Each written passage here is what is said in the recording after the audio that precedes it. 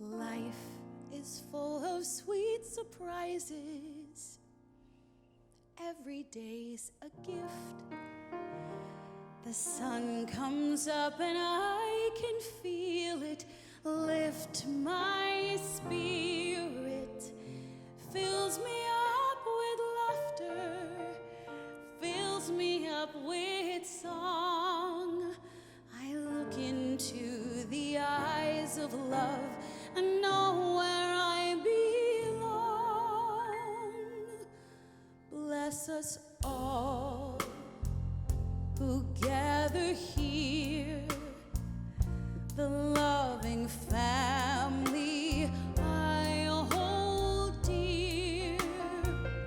No place on earth compares with home, and every path will lead me back from where I roam. Bless us all, that as we live, we always comfort and forgive. We have so much that we can share with those in need we see around us everywhere. Let us always love each other. Lead us to the light. Let us hear the voice of reason singing in the night. Let us run from anger and catch us when we fall,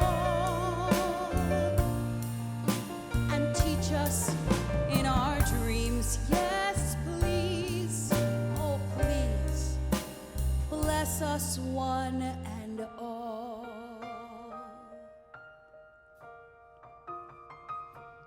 Bless us all with playful years, with noisy games and joyful tears. We reach for you and we stand tall, and in our prayers and dreams we ask you, bless us all. We reach for you and we stand tall, and in our prayers and dreams we ask you, bless us all.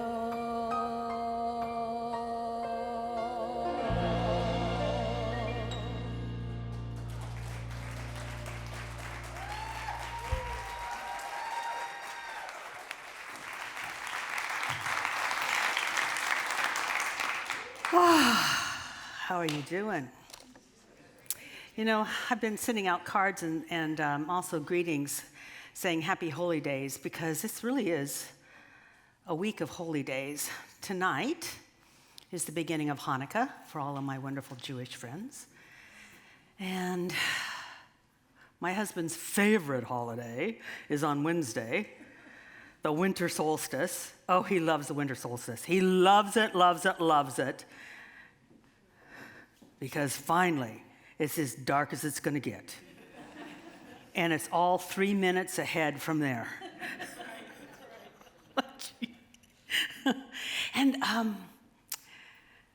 this is, you know, if we're talking about a holiday, I don't think there's any holy day more celebrated than the winter solstice. I have a picture of the sun coming up through the Karnak temple, the Holy of Holies, on the winter solstice.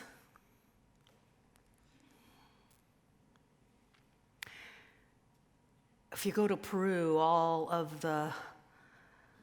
alignments are towards the winter solstice. All of the temples are aligned, whether they're above the ground or under the ground.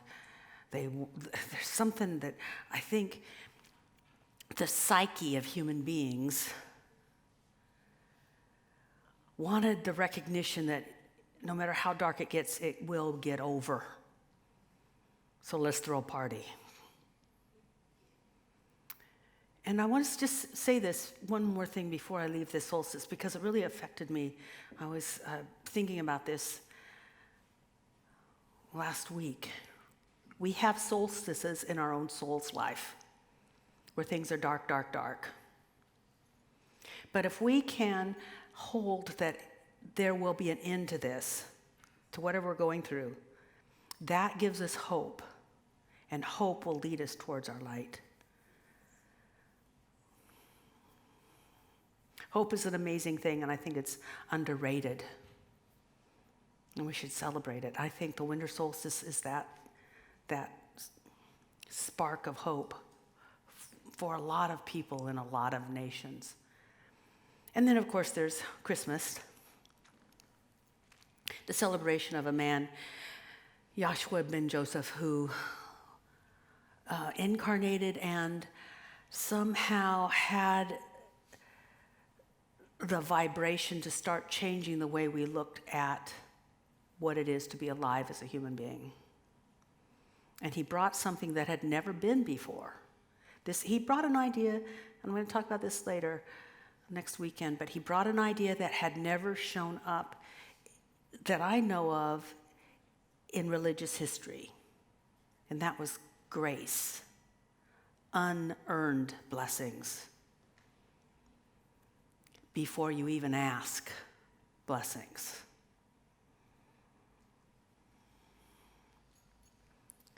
Which changed the trajectory of how human beings can develop. And it's affecting us, whether we're conscious of it or not. So we celebrate that gift, that shift. But that's not what I'm talking about today. I need my telephone. But I'm going to talk about miracles. And it's a miracle I have my mic on in time. And I had a little help from my friend, thank you very much. It was wild. Because this is a time of miracles and magic and mystery and how'd that happen. Miracles are showing up on Hallmark Channel. I mean, think about it. Some lady's 45 years old, hasn't ever found a honey bunny, and then all of a sudden she goes to get the tree, and the guy selling the tree is just the one. There's sparks flying. It's a miracle.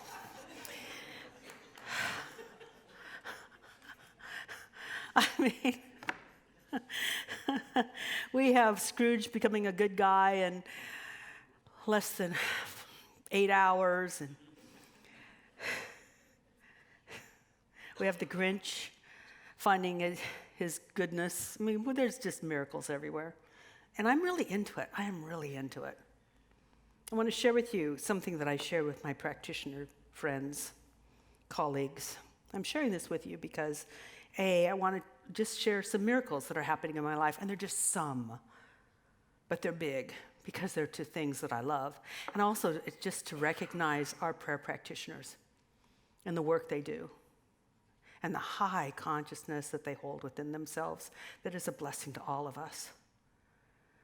So I sent them this email. During this beautiful season of miracles, I have two I want to share with you.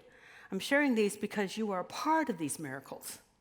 The first happened probably 3 or 4 years ago when my horse Starlet came down with a bad case of colic. Now, colic in horses although colic in horses is in the intestinal and stomach region, it's much more serious than with children. She had it so bad, our regular vet told Tim to put her in the horse trailer and take her immediately to the Pilchuck Animal Hospital, where they would most likely have to perform surgery. Everyone knew she was in deep pain, but there was no telling what was causing it. It could have been a twisted intestine. It could have been a blockage of some sort. The vet at the animal hospital told us that for a starting price of only $20,000, We could open her up and explore what was causing the problem and hopefully maybe even fix it. But there were no guarantees.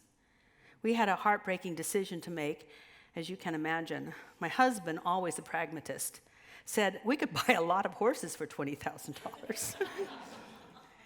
We decided not to have the surgery and knew that most likely after we left the animal hospital for pain management, they were going to keep her for pain management, we would come back the next morning and be with her when we put her down. But here's a little backstory.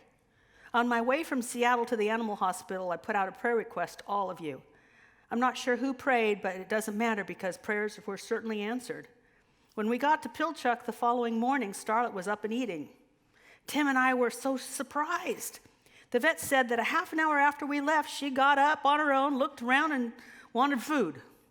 No upset, no pain, nothing seemed to be wrong.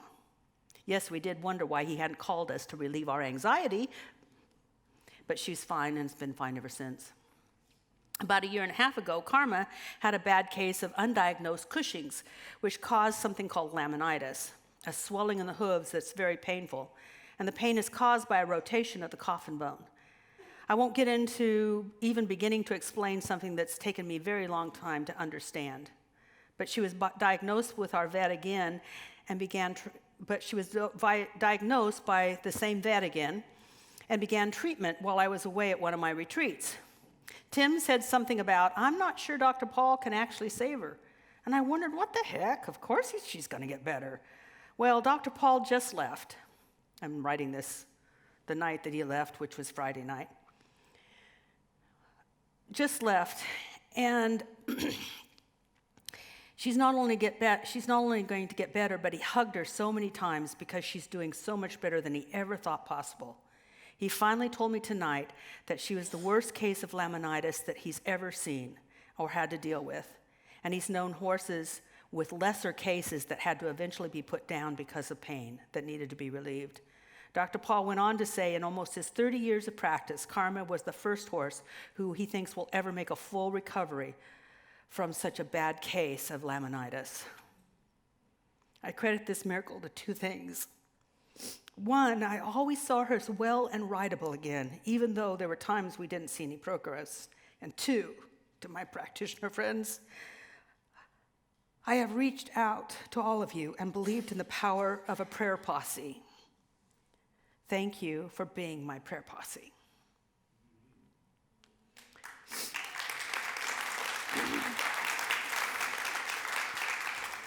But that wasn't the point. The point came later when I said, I actually put in the email, there were times, and I remember, it's just as clear as day, me standing looking at him, marveling at Karma, marveling. It's like, how'd this happen? If he hadn't had x-rays, I don't think he would have believed that she could be so well and gotten so much better. But I thought so many times when he's saying, wow, this has never happened before. This is the first time ever. I thought so many times, I should tell him about the prayers. I should tell him about the prayer partners. Yeah, I need to tell him about the prayers and the prayer partners. I need to tell him about the prayers and the prayer partners. I really need to tell him about the prayers and the prayer partners. I need to say that he has other cases like this. Maybe he should call me so I can get out the prayer partners. I thought about it a lot. I thought about it a lot and said nothing.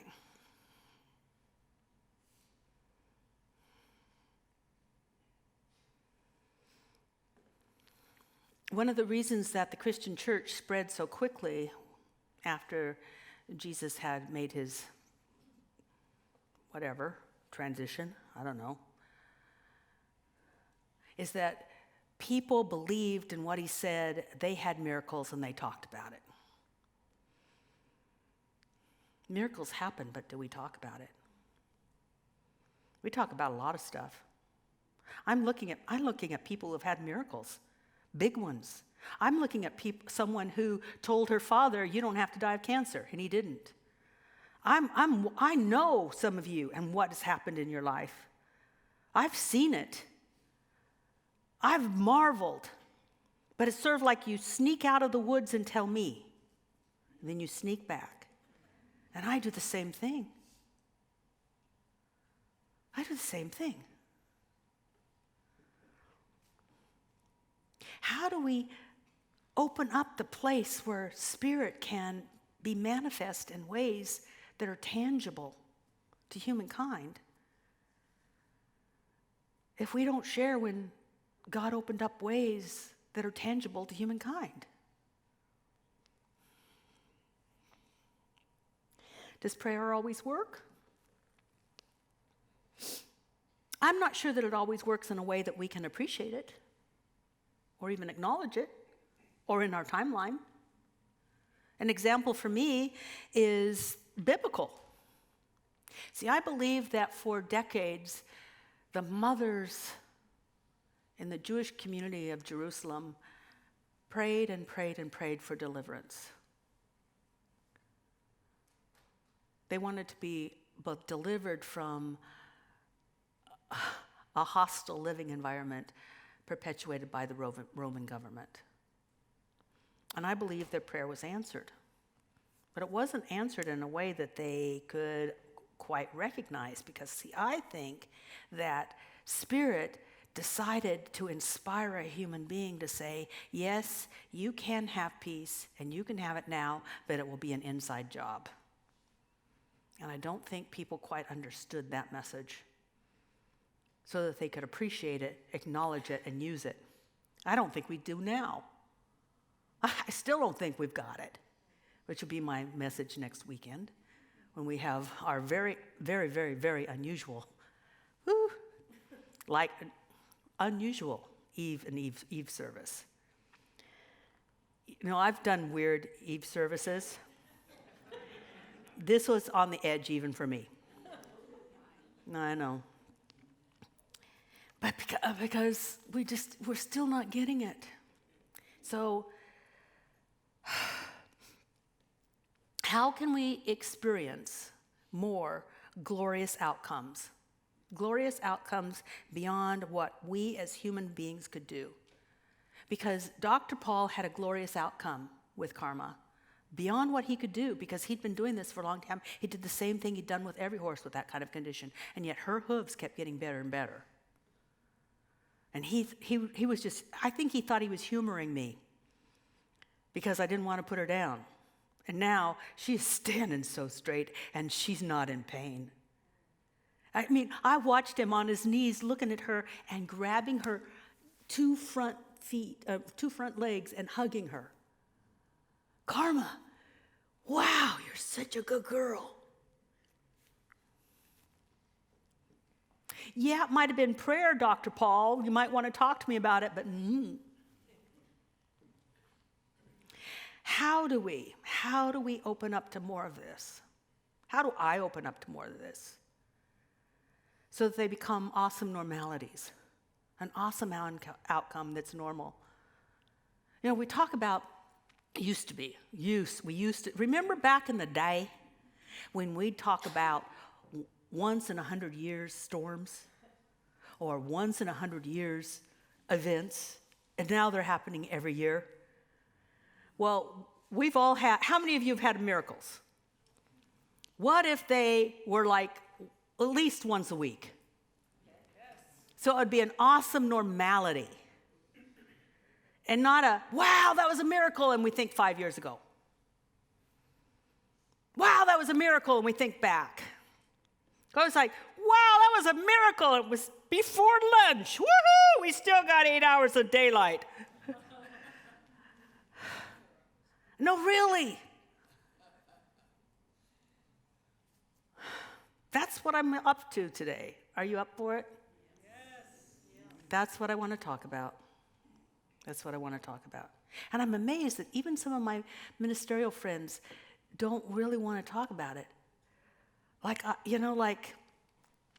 I shared, what I shared with the practitioners, I shared with the other ministers, and I get things like, well, that's what nice stories. I'm so glad you shared it, blah, blah, blah, blah, blah. And I said, no, you don't get it.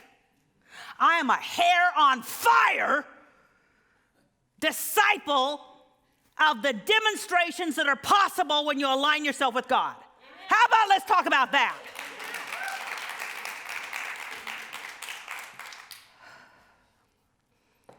I think we get sidetracked by talking about other things because we're really afraid to be who we can be and be it in the world. A shining bright light of what creation can do through humankind. So, I'm quite excited about this talk. First of all, number one, there's always three things. I always do three things. But the first one's the big one. The first one's we got to get through this first one. And that is to realize that we are on the cusp of a new age. Now, ages, when we talk about ages, we're talking about the development of humankind. There was the hunter-gatherer age. Read about that? And then people started to leave some of the farms and gather together in villages and cities, and it became the hunter-gatherers started to cultivate, and then they became the agricultural age. And then they started to gather in cities, and they became the artisan age, and then the industrial age. And that's what was the dominant thing going on. There was still agriculture, there's still hunter-gatherers, but the dominant way of living went to artisan and then industrial. And guess what we're in now? Information age. I can know almost anything just by asking Siri. Siri? Oh no, I don't want to. She'd tell me. But information can only take you so far. It just gives you more information.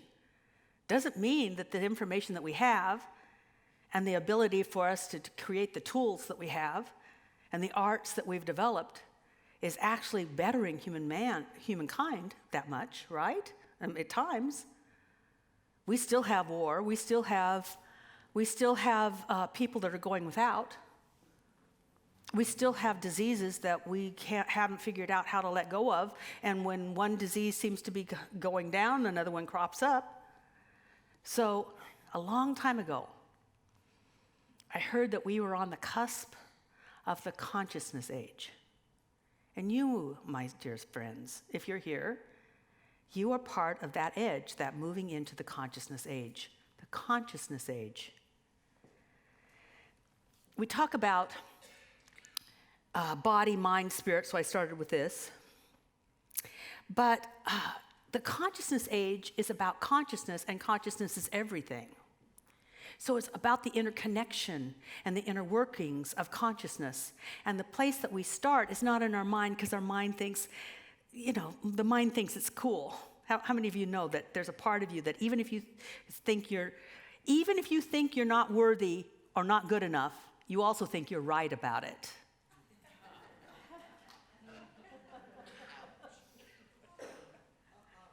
And don't try to talk me out of it.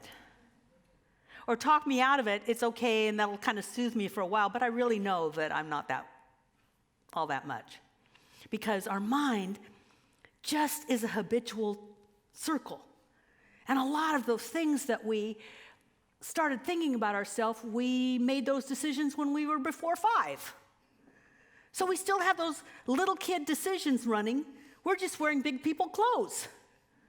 So I got this little girl, I gotta show off and hopefully I get attention, and I can wear high heels now. Well, I can't wear high heels now because my body says not to. But you understand what I'm saying. We just take our little kid beliefs and we put them in a big body. And now, guess what? I have the money to buy a car and drive around, but I've still got this little girl mentality of believing that if my parents were busy doing something else, it must be because I'm not worthy of acknowledgement. All that stuff running. So if we just do mind-body, then we're just in a loop. But guess what? That's not consciousness. That's not the age of consciousness. The age of consciousness is to include everything, and it means we also include the ineffable, the undescribable, the beyond all names, beyond all descriptions, and especially for us, for me, beyond my self-definition. The inevitable finds expression through me beyond my self-description, beyond my past. And to be informed by that is to allow a greater consciousness to take form in me, the age of consciousness. What I am coming to understand is that the ineffable is pouring love and intelligence into its creation at all times. That which can't be described is pouring itself into creation to support creation, and we're part of that creation. And we might describe them sometimes as angels or miracles, producing glorious outcomes. Glorious outcomes that can become more and more normal. See, in the Bible, angels were messengers. Actually, what people would say in the Bible is that if the message worked out, it came from an angel. If the message didn't work out, it came from the devil. But how many of you have gotten messages at just the right time? Whether it was from a person, they said just the right thing and go, and you shift. Or just a download. I've told this before, but it's just one of the biggest moments of my life when I was sitting on the deck of a friend's house trying to get a suntan and thinking to myself, this is what I was thinking. This is Kathianne. I wish she would move because she's putting a shadow on my body and I'm trying to get a tan. Because it was all about the tan. Now I get to visit dermatologists because of that, but still, I'm thinking. And then you're going to be a minister. You're going to be a minister. Shaka-rooney. I mean, I had better plans for myself. I was a communication major. I wanted to be in PR or marketing. Guess who I market now?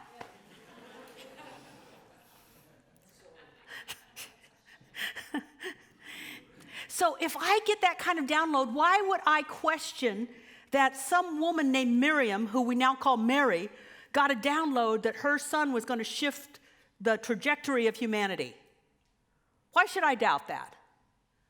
Why should I doubt that a man named Joseph was told, you know what, Miriam's kind of in a way, but take care of her anyway because her son's going to shift the trajectory of humanity? And they heard it, and they believed it, and they went for it. Just like I heard it, I believed it, and I went for it. What's the difference? How many of you have had inspirations and downloads that you thought, but it worked out? An angel. There's a woman, let's just talk a bit before I go there. How many of you have had circumstances that saved your life and there was no earthly explanation? I used to take people to Mexico for meditation retreats. What a waste. First day, everybody's out on the beach and we're watching the sunrise. Second day, less people. By the last day, nobody's there but me and Tim. Because there's something about Mexico. So I changed it from meditation retreat to an intentions retreat, and then we can just have fun. So we took these quads out. Everybody's out on these quads. I don't think they service these quads. I think they buy them, and when they finally fall apart, they ditch them someplace and get another quad. Because I had this one that kept going this way. And I kept turning, and yet it kept turning. And it's like, so I'm so busy trying to turn it to go straight, but it keeps going this way that I don't even notice until I'm there that I'm at a sheer cliff with a 30-foot drop off. And just as I see it, the quad stops, turns itself off. Then I get a little concerned. And my husband's really concerned. Kathianne, it's okay. How many of you have had things like that happen? Out of nowhere, like, what? What?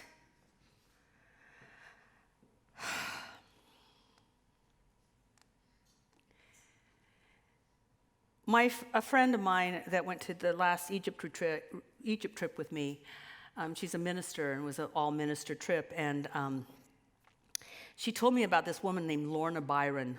I don't know how to, Byrne, maybe, Byrne, Lorna. She's very Irish. And what she says is that God is sending angels in great amounts to earth. And they're there to help humankind, but we need to ask. She calls them unemployed angels. And she said, all they want is for you to reach out and ask for help, and they're going to show up for help. They'll show up to help you. And so the same woman told me, and I looked up Lorna, and she's got a whole thing on her whole message, which is absolutely perfect for the Catholic background that she comes from to explain what I would be explaining. That God will show up in a way that we can handle.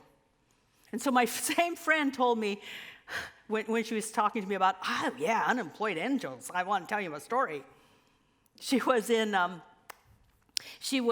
had two children, one was 1 and one was 3, and they were going to move across country from the East Coast to the West Coast. And she was in charge, because she didn't have a full-time job, she was in charge of packing up the whole house and getting them all moved. And she was so overwhelmed, with having a toddler and a baby in arms, and that she had to do all this, that she said she just got down on her knees and was crying on her porch. God, I can't do this. I just can't do this. I got to have some help. I got to have some help. And then she looks up, and there's this woman with scrubs coming up the walkway. Like maybe a nurse or an orderly or something like that. And the woman said, hey, you know what? I got laid off for a while, and I've got unemployment, but I need some extra money. Do you have anything I could do for you? I'm really good at organizing. And I love packing things. So 3 weeks later, and she does pay her. She wants cash, minimum wage. She pays all the money. She asks where you live. Oh, I live blah, blah, blah in this house, on this street. And she said, I've never heard of that street. In fact, she went looking for it, couldn't find the street. But at the end of 3 weeks, everything's packed up and loaded away and on a truck and going.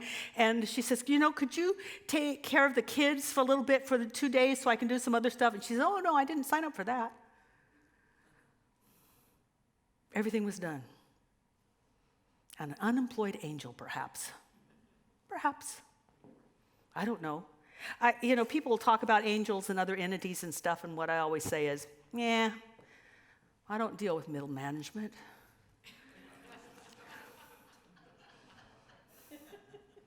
I like to go to the COO. So if I was going to blow up this whole idea of angels in a big way to make it more expansive, as I would say that the universal love intelligence of the universe, however you want to describe it, is here to help. But we seldom ask unless we're at our wits' end.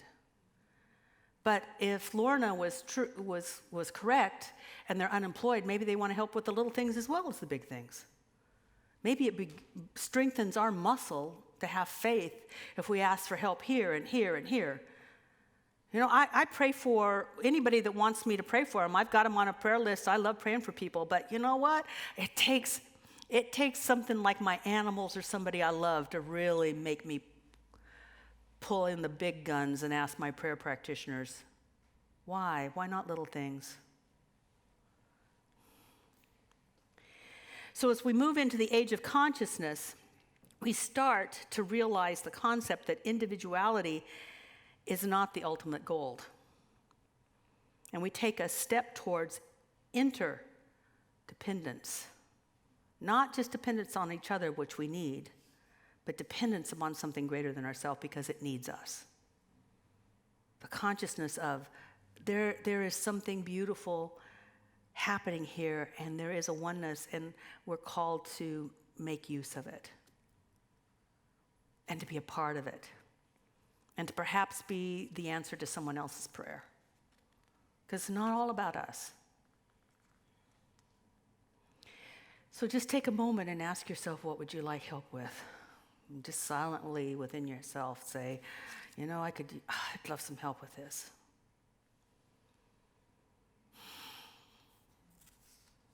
And don't judge yourself for what you come up with. I have 2 more things to help create these awesome normalities, these demonstrations that go beyond what we could have done in and of ourselves, these glorious outcomes. First is put yourself into some sort of program, a spiritual program, because incremental growth is more long-lasting than I need a weekend and be different forever. You might be charged, but it doesn't mean that you'll be different forever. Incremental growth is better. I mean, look at the difference between a tree and a mushroom. Nobody has mushrooms around their house? They come up overnight, but they don't have a lot of substance, and they don't last very long. Trees, on the other hand, grow slowly, and they last for a very much longer time. So when you put yourself onto a program like Sharon's yearly course that she'll do over a whole year, and month by month you shift and you do some work, and then you shift and you do some work. By the way, her last class was miracle mindedness, and miracles happened. Just a little bit every month.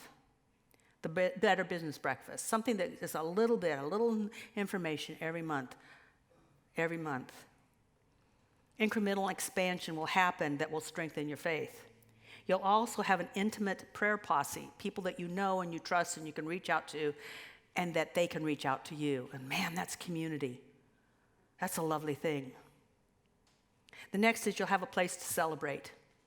Because you know what? Good things happen, but who do we celebrate with? I shared my email with other ministers. I don't know if I said that, but one of the things that one of the ministers said is, I have miracles, but I don't talk about them because it always seems like bragging. Yeah, exactly. What the? Man, we can share our gripes and our concerns and all sorts of stuff, but we're not going to share that God's working in our life?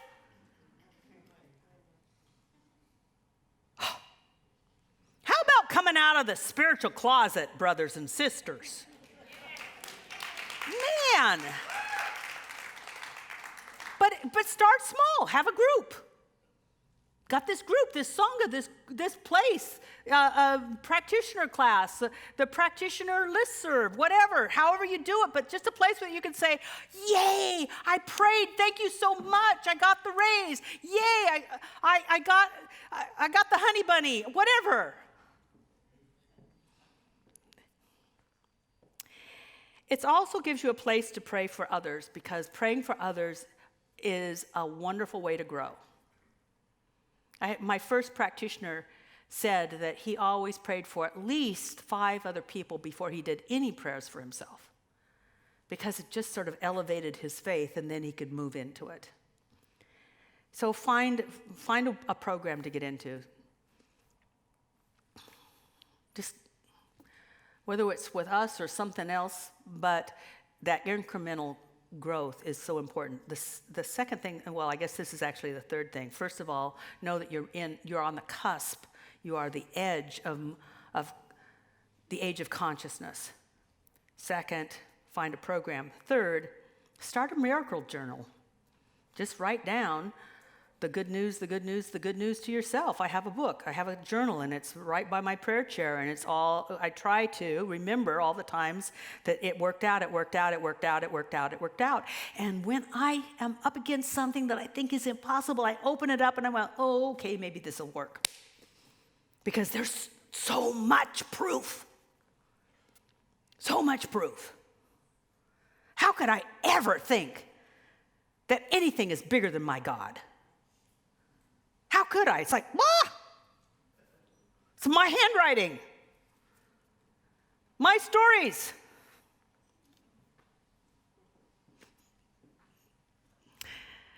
Let's pray.